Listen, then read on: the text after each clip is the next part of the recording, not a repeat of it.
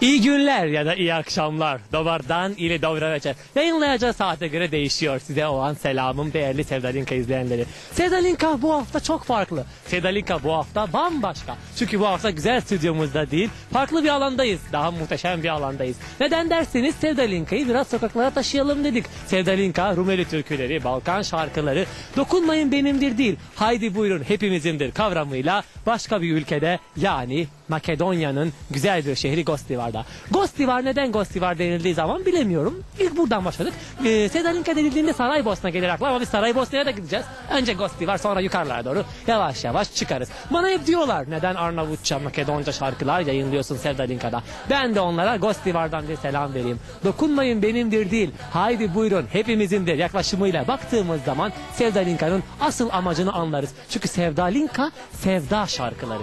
Sevdalinka aşka duyulan özlem. Sevdalinka gerek hüzünle gerek mutlu sonla biten aşk şarkıları. İşte Sevdalinka'dan, yani Gostivar'dan hepinize selam olsun. Bakalım bu hafta neler neler bizi bekliyor.